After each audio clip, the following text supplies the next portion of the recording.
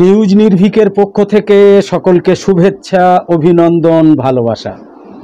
আজ ঠিক সন্ধে 6টায় যে বিশেষ প্রতিবেদনটা দেখছেন তার মূল বিষয়বস্তুটা প্রকাশিত হয়েছে গত 18ই আগস্ট রবিবার দৈনিক গণশক্তি পত্রিকার উত্তর সম্পাদকীয়তে। এক ডক্টর কি মৌত, এক নির্লজ্জ নির্বিকার প্রশাসন শিরোনামে লিখেছেন পার্থপ্রতিম বিশ্বাস। হুবহু সেই প্রতিবেদনটা পাঠ করার সুবিধের জন্য সেই লেখার কিছু কিছু শব্দে এবং বানানে কিছু পরিবর্তন করে শিরোনামটা একই রেখে আজকে আমাদের এই বিশেষ প্রতিবেদন। এতে আমাদের কোনো মতামত প্রবেশ করানো হয়নি। আজকের প্রতিবেদনের বিষয়ে যাওয়ার আগে আমাদের নতুন চ্যানেলের বিষয়ে দু একটা কথা শুধু বলে নেব। পূর্বের ঘোষণা মতো এবার থেকে নিয়ম করে আমাদের নতুন চ্যানেলের লিঙ্কগুলো ফেসবুকের কমেন্টে এবং ইউটিউবের ডেসক্রিপশানে দিয়ে দিচ্ছি। অনুরোধ করছি আমাদের নতুন চ্যানেল জাকির হোসেন শেখ অফিসিয়ালে সাবস্ক্রাইব এবং লাইক ফলো করে অবশ্যই চ্যানেলের ভিডিওগুলো দেখতে থাকুন। বিশেষ কারণে আপাতত নিউজ নির্ভীকের ফেসবুক পেজে ভাবছি পোস্ট করা কিছুদিন একটু কমিয়ে দেওয়া হবে, তার বদলে নতুন চ্যানেলে সেই পোস্টগুলো করা হচ্ছে।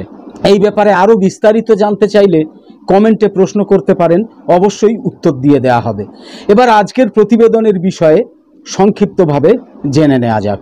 দৈনিক গণশক্তি পত্রিকার উত্তর সম্পাদকীয়তে পার্থপ্রতিম বিশ্বাস লিখেছেন, বিশ্ববরেণ্য বাঙালি চিত্র পরিচালক তপন সিনহার অনবদ্য সৃষ্টি ছিল তার বিখ্যাত সেই চলচ্চিত্র এক ডক্টর কি মৌত। সেই চলচ্চিত্রের বিষয়বস্তু ছিল এক উদীয়মান ডাক্তারের লড়াই দেশের সরকারের স্বাস্থ্য ব্যবস্থার বাস্তুতন্ত্রে বাসা বাঁধা ঘুঘুর বাসার সাথে। সেলুলয়েডের পর্দায় সেই নির্মাণের 34 বছর পর এই বাংলার মানুষ সিনেমার পর্দায় নয়, বরং তাদের চর্মচক্ষে দেখছে সরকারি হাসপাতালে কর্মরতা এক তরুণী ডাক্তারের হত্যা রহস্য। রাজ্যের অন্যতম হাই প্রোফাইল সরকারি হাসপাতাল আরজিকর মেডিকেল কলেজে মধ্যরাতে পাশবিক অত্যাচারের পর 31 বছরের এক ডাক্তারি পড়ুয়ার ধর্ষণ এবং হত্যা রাজ্যের মানুষের স্নায়ুতন্ত্রে মেরেছে সপাটে ধাক্কা। খুনের পর নির্যাতিতার দেহের ভয়াবহতা বাঘা বাঘা অভিজ্ঞ চিকিৎসকেরও হাড় হিম করে দিয়েছে। মধ্যরাতে সরকারি হাসপাতালে কর্মরতা এই তরুণী চিকিৎসকের নৃশংস হত্যার পর হাসপাতাল এবং পুলিশ প্রশাসনের ভূমিকায় এই ঘটনা কেবল যৌন লালসার শিকার হওয়া এক নির্মম হত্যা নয়, বরং এমন খুনের ঘটনায় স্বাস্থ্য ব্যবস্থার প্রাতিষ্ঠানিক ষড়যন্ত্রের চেহারাকেই তুলে ধরেছে। আর এমন বৃহত্তর ষড়যন্ত্রের আশঙ্কার প্রেক্ষিতেই এই ভয়ঙ্কর প্রাতিষ্ঠানিক মৃত্যুর আঘাত সমাজে ফেলেছে বেনজির এক আলোড়ন। সাম্প্রতিককালে রাজ্যে প্রাতিষ্ঠানিক দুর্নীতি, সিন্ডিকেট রাজ, কাটমানি, ঘুষ সমাজের রন্ধ্রে রন্ধ্রে ঘুণ পোকার মতো ঢুকে পড়া বাংলার সমাজ জীবনে প্রতিবাদ শব্দের ঝাঁঝ কমছিল বলে মনে হচ্ছিল বেশ কয়েক বছর থেকেই। কিন্তু আজকের প্রযুক্তি নির্ভর যুগে সামাজিক মাধ্যমে সংগঠিত এই পড়ুয়া চিকিৎসকের হত্যার প্রতিবাদে আন্দোলনের যে ভাষা দেখল রাজ্যের মানুষ, এক কথায় তা ঐতিহাসিক। স্বাধীনতার দিনে মধ্যরাত থেকে ভোর অবধি এক রাত দখলের ডাকে জনপ্লাবন মহাষ্টমীর মধ্যরাতের ঢেউকেও পেছনে ফেলে শাসকের কপালে স্থায়ী চিন্তার ভাঁজ ফেলেছে। কার্যত অসুর নিধনের মেজাজে রাজ্যের মেয়েদের উই ওয়ান্ট জাস্টিস এর স্লোগানের সোচ্চার কণ্ঠস্বর রাজ্যে বহুদিন পর প্রতিবাদের উচ্চগ্রামের স্বর বেঁধে দিয়েছে। ফলে বাংলা যে এমন প্রতিবাদী মেয়েদেরই চায় সেই কথার ধ্বনি প্রতিধ্বনি ছড়িয়ে পড়েছে কোচবিহার থেকে কলকাতা এক বিপুল তরঙ্গের মতো রাজনীতির পতাকা ব্যতি রেখেই। কৌশলগত কারণেই এমন আন্দোলনে চেনা রাজনীতির স্বরের বাইরে এসে সমস্বরে জোট বেঁধেছিল স্বাধীনতার রাতে আবাল বৃদ্ধ বনিতা। সরকার এবং প্রশাসনের অপদার্থতার বিরুদ্ধে প্রতিবাদের বৃত্ত বড় করার লক্ষ্যে যে কৌশল নিয়েছিল উদ্যোক্তারা, সেটা অন্তত তার প্রথম পরীক্ষায় সফলভাবে উত্তীর্ণ হয়েছে। বিশেষত সমাজের মধ্যবিত্ত মানুষ যারা শাসকের দাপটে অস্তিত্বের উভয় সংকটে ভোগেন, তাদের স্বতঃস্ফূর্ত যোগদান ছিল সেই রাতে চোখে পড়ার মতো। কিন্তু বহিরঙ্গে এই আন্দোলন অরাজনৈতিক বলা হলেও সেই প্রতিবাদ ছিল রাজ্যের প্রশাসনিক ব্যর্থতা এবং শাসক দলের পোষা দুর্বৃত্তকুলের কলুষিত রাজনীতির বিরুদ্ধে। ফলে প্রতিবাদ যে আসলে শাসকের বিরুদ্ধে প্রবল জনরোষের প্রতিফলন, সেটা সবার আগে টের পেয়েছেন রাজ্যের মাননীয় মুখ্যমন্ত্রী। ফলে এমন বেনজির বিক্ষোভের হাত থেকে তার দল এবং সরকারকে বাঁচাতে স্বভাবসিদ্ধ ঢঙে এই গণরোষকে দাগিয়ে দিয়েছেন রামবামের চক্রান্ত বলে। পাশাপাশি জনরোষের ব্যাপ্তি উপলব্ধি করে তিনি এই আন্দোলনে কালি ছেটাতে এই জনরোষকে বাংলাদেশের সাম্প্রতিক গণবিক্ষোভের সাথে তুলনায় এনেছেন। আগস্টের মধ্যরাতের জনজাগরণের বিপদ বুঝেই সেই আন্দোলন ভাঙতে অত্যন্ত চেনা ছকের পরিকল্পনা বাস্তবায়িত হয়। সেই রাতেই আরজিকর হাসপাতালে দুষ্কৃতীদের দিয়ে তৈরি করা নৈরাজ্যের ঘটনায় আন্দোলনকারীদের কালিমালিপ্ত করতে প্রতিবাদ মিছিলের শেষে স্থানীয় শাসক আশ্রিত গুন্ডা বাহিনীর নেতৃত্বে হাসপাতাল জুড়ে চালানো হয় বেপরোয়া ভাঙচুর। সরকারি অর্থে গড়া হাসপাতালের কোটি কোটি টাকার সরকারি পরিকাঠামো ঘণ্টাখানেকের হামলায় তছনছ করে দেয় সেই দুষ্কৃতীদের দল। কিন্তু অতি আশ্চর্যের বিষয় হলো, চিকিৎসক খুনের পর এমন স্পর্শকাতর হাসপাতাল ভরা পুলিশ বাহিনীর চোখের সামনে ঘটল এই নৈরাজ্য। আর বাথরুমে গিয়ে এবং ওয়ার্ডে রোগী শয্যার নিচে গিয়ে প্রাণ রক্ষা করেছে সেই বীর পঙ্গু পুলিশ বাহিনী। এই প্রেক্ষিতে প্রশ্ন হলো যে এই প্রবল পরাক্রমশালী বাংলার তাজা নেতাদের ধরার হিম্মত তারা হারিয়ে ফেলেছিল, নাকি পূর্ব পরিকল্পনার অংশ হিসাবে হাসপাতালের আনাচে কানাচে রয়ে যাওয়া অপরাধের শেষ চিহ্নগুলো মুছে ফেলতেই এই হামলার অনুমোদন, সেটাই আসছে আতশ কাঁচের তলায়। ফলে এক ঢিলে দুই পাখি মারার কৌশল ছিল মধ্যরাতে হাসপাতাল জুড়ে সেই হামলায়, যাতে এই নৈরাজ্যের সাথে রাত দখলের আন্দোলনকে দাগিয়ে দেওয়া যায়, আর অন্যদিকে সেই নৈরাজ্যের ঘোলা জলে হাফিস করা যায় অপরাধের প্রমাণ। কার্যত একই কৌশলে সাম্প্রতিককালে তরুণী চিকিৎসকের খুন হওয়া সেমিনার রুম সংলগ্ন এলাকা সংস্কারের নামে ভেঙে ফেলার উদ্যোগ নিয়েছিল হাসপাতাল প্রশাসন, যেটা রোখা গিয়েছে রাজ্যের ছাত্র যুব আন্দোলনের কর্মীদের তৎপরতায়। একদিকে রাজ্যের মুখ্যমন্ত্রী বলছেন দোষীর সর্বোচ্চ সাজা হোক, আর তার অধীনে থাকা পুলিশ খুনের বিবিধ প্রমাণ হাফিসের উদ্যোগে ঠুঁটো জগন্নাথ হয়ে বসে রয়েছে। ফলে এই হত্যার শুরুর থেকে পুলিশ প্রশাসনের রহস্যজনক ভূমিকা এই হত্যা রহস্যের জাল বিস্তার করে চলেছে। খুনের পর তরুণীর অজস্র ক্ষত চিহ্নের মৃতদেহ দেখে সেটাকে কোন যুক্তিতে পুলিশ কিংবা হাসপাতাল প্রশাসন আত্মহত্যার ঘটনা বলে চালাতে চেয়েছিল, সেই প্রশ্নের উত্তরও এখনো অধরা। জনমতের চাপে যখন সেই আত্মহত্যার তত্ত্ব ত্যাগ করে হত্যার ব্লুপ্রিন্ট সামনে এলো, তখনও এই পরিকল্পিত হত্যার বৃহত্তর চক্রান্ত উন্মুক্ত করার পরিবর্তে নির্বিকার চিত্তে সময় নষ্ট করেছে পুলিশ প্রশাসন। ফলে এমন বিলম্বের অবধারিত পরিণতিতে এই খুনের সত্য অন্বেষণের পথ আরও অবরুদ্ধ হয়ে পড়েছে। যে হাসপাতাল চত্বরে কর্মরতা তরুণী চিকিৎসক খুন হলেন, সেই হাসপাতালের প্রশাসনিক প্রধানের ভূমিকা ছিল এই হত্যা রহস্যে অন্যতম জরুরি ভাষ্য এবং সূত্র। কিন্তু প্রবল প্রভাবশালী সেই হাসপাতালের প্রিন্সিপালকে হেফাজতে নিয়ে জিজ্ঞাসা করা তো দূরস্থান, কার্যত তাঁর কেশাগ্র স্পর্শ করার হিম্মত যে রাজ্য পুলিশের নেই, সেটা বোঝা গিয়েছে গোটা ঘটনা পরম্পরায়।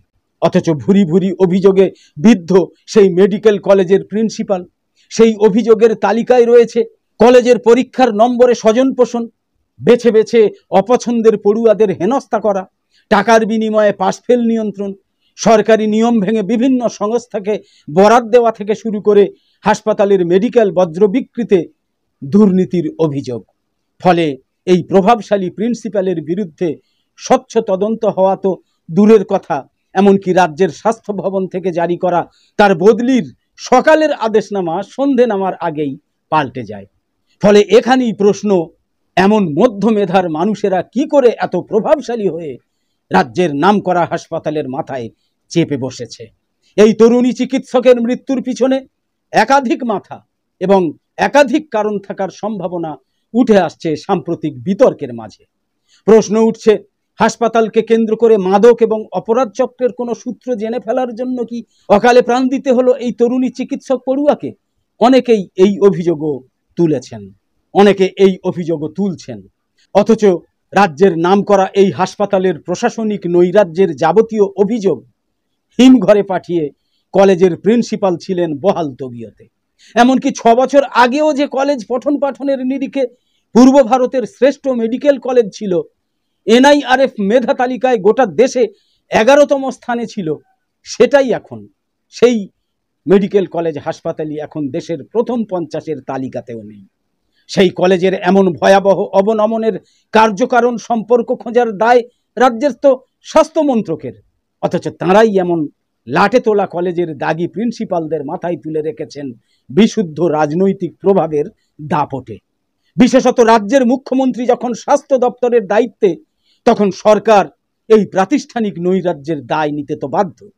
এমনকি এই চিকিৎসক হত্যার পরও তার বিরুদ্ধে চরম গণবিক্ষোভের মুখে প্রিন্সিপাল পদত্যাগ করলেও রাজ্যের সরকার তার মান ভাঙাতে তাকে আরজিকর থেকে সরিয়ে কলকাতার ন্যাশনাল মেডিকেল কলেজের মাথায় বসানোর সিদ্ধান্ত নেয়।